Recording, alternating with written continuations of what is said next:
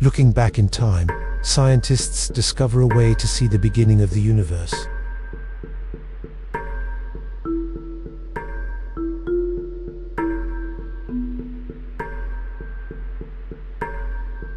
What if you could watch the universe being born? Witness the very first sparks of creation. For centuries, it was a question locked behind time itself. But now, scientists have uncovered a way to peer into the moment everything began, the dawn of existence.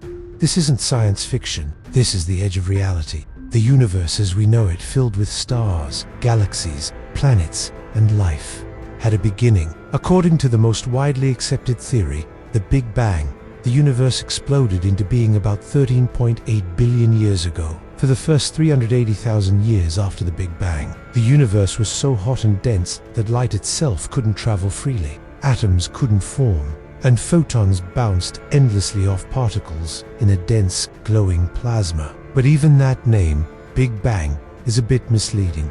It wasn't an explosion in space. It was an expansion of space itself, from something unimaginably small, dense, and hot to the vast cosmos we see today.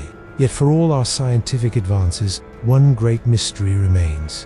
What exactly happened at the beginning? If detected, these waves could provide the first direct evidence of what happened less than a trillionth of a second after the Big Bang.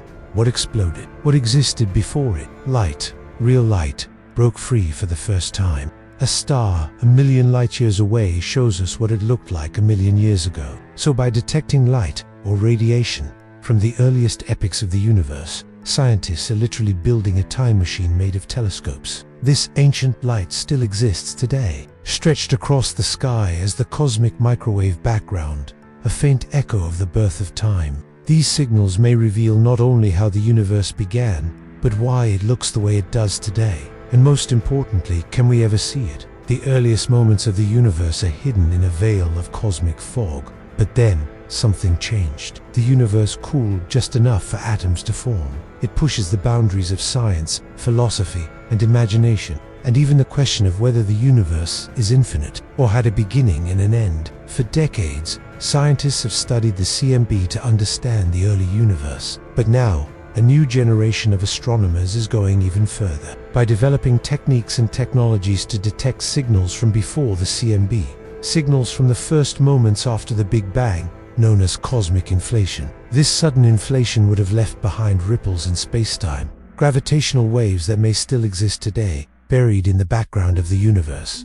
What is cosmic inflation? It's the theory that, in the tiniest fraction of a second after the Big Bang, the universe expanded faster than the speed of light, growing from subatomic size to cosmic scale almost instantly. Scientists are now using advanced telescopes, like the James Webb Space Telescope, and proposed next-generation observatories like CMB's 4 and LIGHTBIRD to search for those faint signals. A mission that reminds us that in the vast silence of space, the past is still speaking. It would be like hearing the heartbeat of the universe as it was born.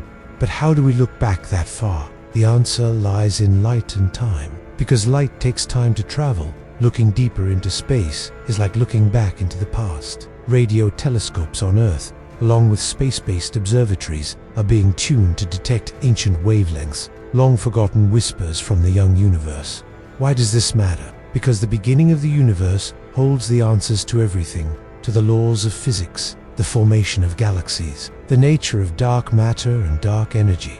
Understanding the origin of the cosmos helps us understand ourselves, where we came from, and what forces shaped the universe we now call home. Conclusion. For the first time in human history, we may be on the verge of truly seeing the beginning, not just theorizing it, not just imagining it, but witnessing the universe take its first breath. The journey to the beginning of everything is no longer a dream.